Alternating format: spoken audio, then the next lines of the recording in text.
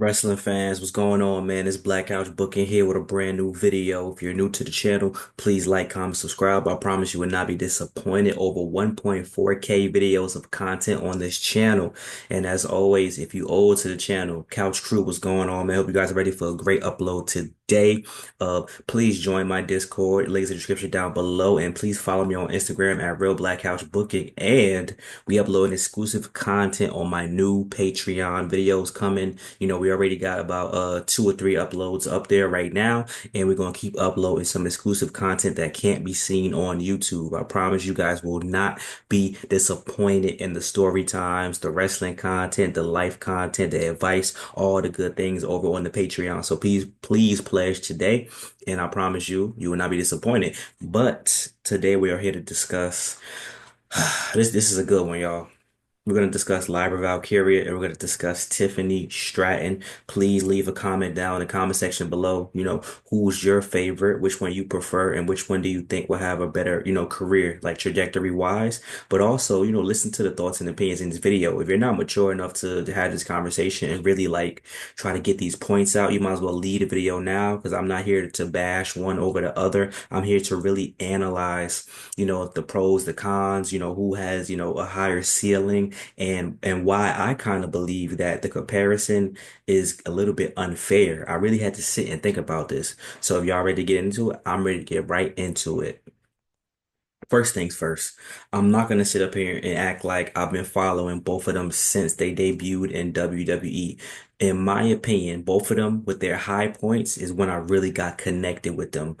Lyra Valkyria, I really didn't start getting invested in Lyra Valkyria until she had the feud with Tatum Paxley.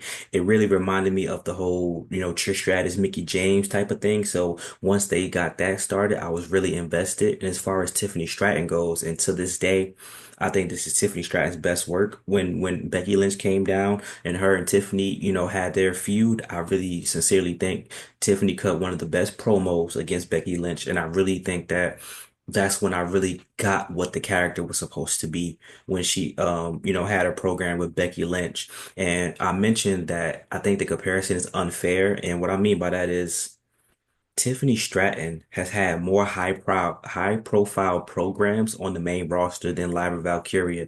Think about it.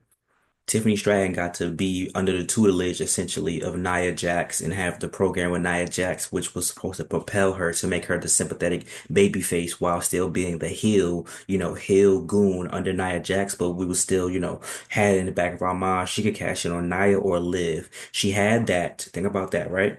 She just had a WrestleMania match with Charlotte Flair one-on-one, one of the greatest, if not the greatest women's wrestler of all time, definitely top five. And I'll give her this. She proved one thing to me in that match. I didn't like the build up, but she did prove that she has grit because she can do the gymnastic things. She's very athletic, whatever the case may be. The matches are entertaining, but in that match, the hard hitting spots, the bleeding from the mouth, she showed that she has grit. She didn't complain and she pushed through. And I think that they need to explore that more and they start putting her in the ring with more hard hitting women and she started taking a little bit bigger bumps and getting more tougher matches. And I think that people will get more into Tiffany Stratton. I got the pink do-rag on because I'm unbiased, by the way. Um, so yeah, she really and she had a program with Becky Lynch in NXT. So so because what they're gonna say about Lyra Valkyria is she's a charisma vacuum. I wish y'all stopped saying stuff like that. And with that being said, though, Tiffany Stratton has had more opportunities to be on the mic, to have one-on-one promo battles, to be seen, to have more backstage promos and video promos and all that. Lyra Valkyria, since she's been on the main roster, really think about this. She's barely had the opportunity to really cut promos. What is her longest promo on the main roster since she's been on the main roster? What is her highlight moment going against Nia Jax and Queen of the Ring? But they didn't have a program. They just met because they met in at the end of the tournament. She didn't have a program with Nia Jax. Bro, she didn't even have a program with Dakota Kai. Essentially, she won another tournament, made it to the end, and finally won. Who did Lyra Valkyria really have a long-standing or a significant program with? The thing with Bailey was a waste, obviously. because of WrestleMania. But even before that, like their back and forth was nonsensical because Bailey was supposed to have a program with Roxanne Perez. Let's be honest. So her only program like of noteworthy is going to be against Becky Lynch, and that's right now. And we got to see, how much stock they build into that because she's the women's mid-card champion. Even though Becky Lynch is a high profile, obviously whatever Io and Rhea is going to do is going to get more precedence over that. So it's hard for me. It's hard for me to say somebody's a charisma vacuum. They haven't had the opportunity to cut a lot of promos and do a lot of speaking work on the main roster. Whereas you compare her to somebody who was catapulted to even before the Money in the Bank, she was getting high profile matches and under the tutelage of Nia Jax, then wins the Money in the Bank, then is in the Survivor Series War Games match, then is in this little triangle with Nia Jax and Liv Morgan, and then wins the championship and then goes against Charlotte Flair. So I don't understand how y'all could compare them. It's kind of apples to oranges to me. They're booking Lyra like the mid card woman, which that's what they're doing, and Tiffany Stratton from the jump. You when she debuted on the main roster, you kind of felt the vibe that she was gonna get the Money in the Bank and win the championship. I literally predicted that, and a lot of y'all did as well. Whereas Lyra, when she debuted on the main roster, and her and Kiana James, I knew that they were going to the main roster. I was kind of worried because because for one. Lyra, I thought that they were going to push to the forefront like Tiffany Stratton. Kiana James getting hurt aside, they wasn't going to do nothing with her anyway, right? But Lyra, think about when she first debuted on the main roster, all it was, she was just having good matches. Her whole main roster run is having good matches, and y'all gonna say she's a charisma vacuum. How can you have any charisma? How can you have any moments where you don't get the chance? Her shining moment was this past Monday Night Raw, and she cooked with one line and said, "I'm already a better wrestler than you" to Becky Lynch. That was a good line because a lot of people could argue that she what she means wrestler, she means in-ring ability. A lot of people could argue that. If I go back, I might be able to argue that low key. That was pretty good, but it's very hard for me to compare them. But since we're here, let's do it, right? I think as far as in-ring ability, I do have Lyra a step above Tiffany Stratton, but Tiffany Stratton, like I said, even if you don't think because the expectation, I don't know why, is that Charlotte Flair was gonna outdo the Rhea Ripley match. No, because first of all, it takes two to tango. Tiffany Stratton is not better than Rhea Ripley, number one. And number two, Charlotte Flair was at a full bill of health at that time. Like even now, I saw some missteps in this match with Tiffany Stratton or Charlotte Flair's part. And that's coming off that type of injury, even if she'd been healed for how long, bro, it's hard to be the same. And it was still a good match in my opinion. Out of 5 stars, I'll give it like a 3 or 3.5, if I'm being generous, right? So that means it was good. It was serviceable for sure. But Tiffany Stratton showed that she could hang. You know what I'm saying? So I would love to see her and Lyra in the future have another match. Obviously, they went at NXT before, but I would like to see that. I would like to see you've seen Tiffany Stratton in the ring with Naomi. So Tiffany Stratton has the chops, but Lyra, whether it's the Io Skies, Dakota Kai's, Ivy Niles, whatever the case may be. I liked her match with Nia Jax. I think her match with Nia Jax is, yeah. Because if Nia and Tiffany finally really have a real match, in my opinion, which would be at Backlash or whatever, I can bet my bottom dollar that the Lyra versus Nia Jax match would be better, even though it was, it wasn't the craziest thing I've ever seen in the world, obviously, right? But in ring ability, I give the notch to Lyra. Okay, not crowd. Reception, I'll give it to Tiffany Stratton because I think her character on the main roster translated well until they forgot what it was supposed to be. Like I said, I think peak Tiffany Stratton is the spoiled rich daddy girl gimmick.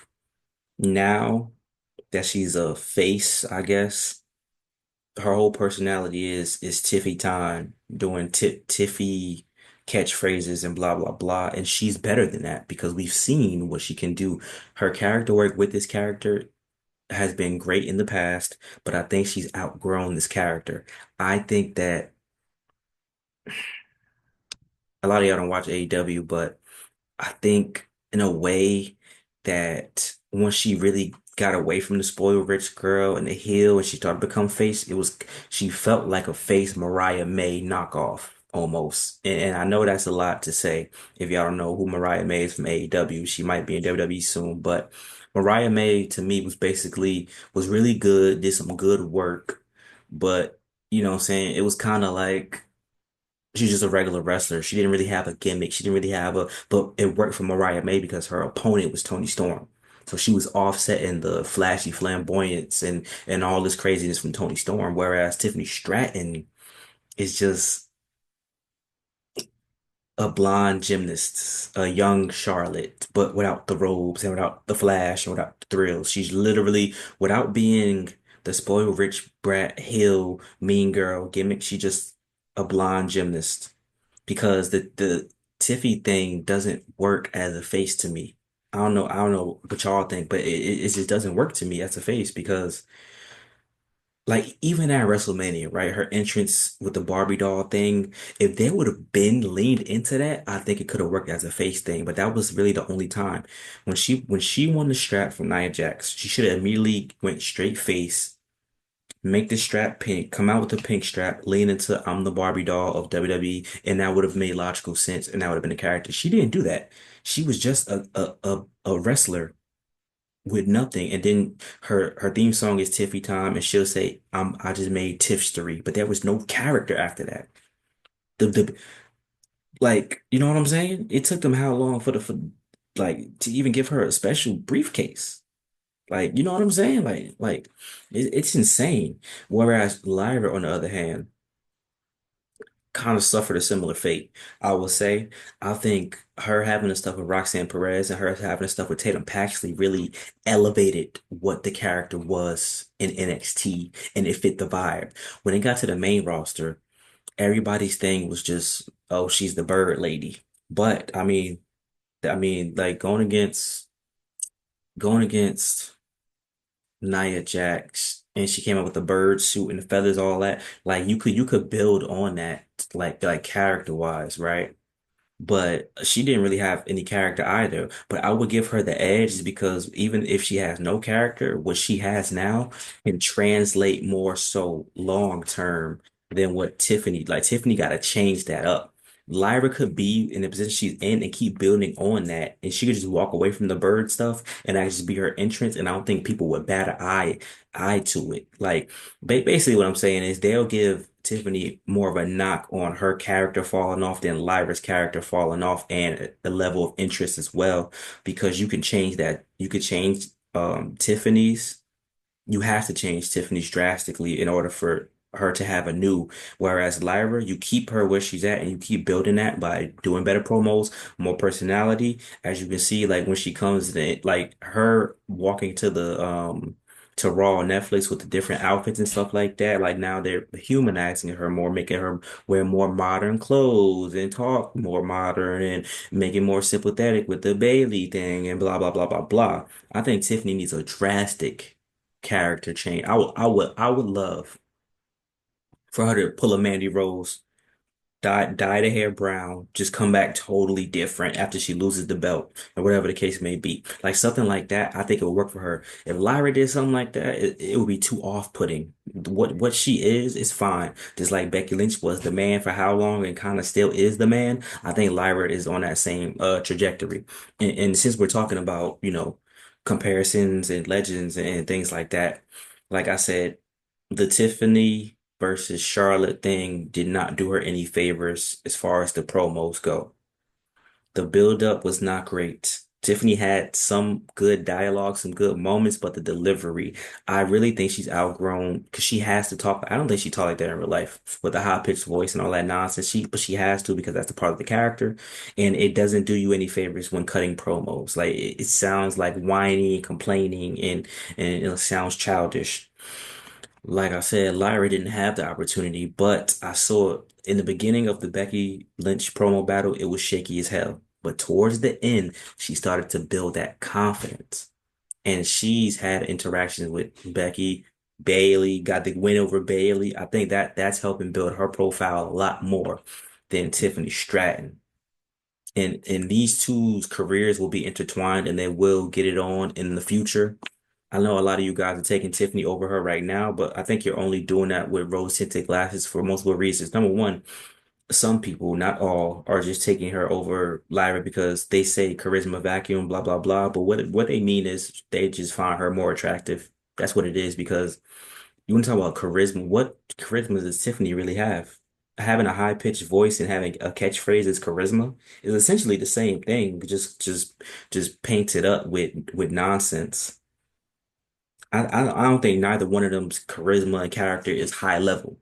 I think they're on the same level, and I will give Tiffany over her just because she got a catchphrase and she got gear and she has something like wearing the pink and stuff like that. Whereas Lyra is just the interest. Woo, woo. That's really all that people get excited for. Other than that, she don't really got nothing. You know what I mean? Like that's what I think. Like I said, in-ring ability, definitely to Lyra. Character, I'll give it to Tiffany. Um, Main roster run, definitely got to give it to Tiffany, not just because of the accolades and stuff like that. She just had a better main roster run based off of interactions, based off of not matches as far as matches being better, but the high profile matches. She's had more. They pushed her way better. And obviously, it's marketability. She's more marketable. No, a blonde white woman obviously is more marketable than a smaller. Is she, I don't know if she's that much smaller. Was she Scottish, Irish woman, whatever the case may be. You know what I'm saying? That's just how it go. That just like how Charlotte Flair was more marketable than Becky Lynch until Becky Lynch pulled through. But the man, Lyra might need something like that. Drop the bird lady stuff and just become Lyra Valkyria by name, and then you become something totally different. I don't know what that would be. I don't know if you would need to bring up Tatum Paxley to help her flesh something new out. You know what I'm saying? Whatever the case may be, but she might need that. And as of right now. I am more comfortable with Lyra's trajectory rather than Tiffany's because when you push someone to the forefront and it doesn't work out, you can see how the drop off drastically happens. When she loses that title, what they do next is going to make a big difference. Like I said, tell her dye her hair, come back different. Don't, when she loses the title, don't keep that Tiffy Tom stuff up, bro. It's time to move past that because if not, people are going to say it's stale. They're going to turn on her and they're going to say she was never nothing. Whereas Lyra did not win the Money in the Bank, did not win the Queen of the Ring tournament. First women's Intercontinental Champion. If she defends against Becky Lynch, that will help her out drastically. But if she loses against Becky Lynch, that will help her out as well, as long as she wins the Money in the Bank. If she loses to Becky Lynch and wins it back, then you're booking both the Intercontinental Championships the same. It's basically you're basically booking her the same trajectory as Braun Breaker. You don't want to do that. You want to have something different, right?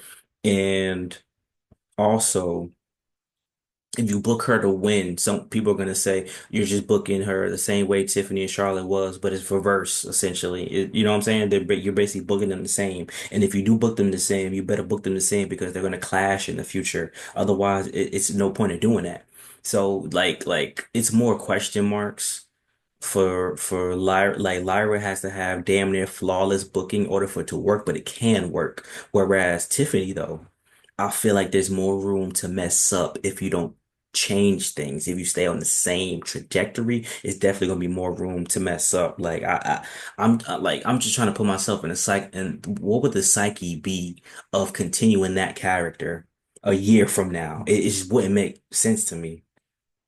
Like get rid of it's Tiffany time just for the pop from that. That's the reason why you keep that character. I don't think that's necessary. I think I'm telling y'all, a Mandy Rose type of transformation, or if you just go flat out balls to wall, make her dye her hair black. She don't gotta be the next Rhea Ripley, but just something crazy drastic. Oh my goodness, people would just be just a attire and hair change would be enough. And it's easy because you already put it to the forefront. Just change, have her talk with a regular voice. Oh my goodness, man. Regular voice, maybe a heel character. Yeah, man. So the truth is, bro, they're on more equal playing field than people will care to admit. But the popular thing now, all of a sudden, is to be against Lyra Valkyria, and it coming from me, who never liked her initially, but I started paying more attention, and I see what can be done, right? And I kind of flipped the switch. I was more so, but I didn't like how they did Tiffany's cash in. I didn't like how they handled her run, and I didn't like how they handled the build up to Charlotte Flair. Her and Nia Jax should have had their program as soon as she cashed in. We skipped right over that for absolutely no reason. And Lyra, I liked how they built her up slowly but surely. Slowly. Oh, no, no, Lyra for sure going to win the money back. Nope. She for going to win Queen of the Ring. Nope, nope. But nope, she ain't done yet though. Slowly but surely. She still should have had that match against Zoe Stark for the IC title in the end, but and then the tournament, but that's neither here nor there. I already talked about Zoe Stark before, but yeah, man. So, I want to know what you guys think in the comment section, man. Feel free to express your opinion. Let's be respectful. You know what I'm saying? I don't, you know what I'm saying? I maybe had to chip one of y'all up in the comment section, but like, comment, subscribe. Thank you for love and support. We're on the road to 10K subs. Hope you guys enjoyed this topic today. And like I said, share the video, man. I really want to know what y'all think about this because I see why they chose Tiffany. There's more marketability. But other than that, I don't see why Lyra couldn't get a similar push. You could have pushed both of them at the same time. That would have been dope to me. But yeah, man, I'll talk to y'all guys later, man. Peace out.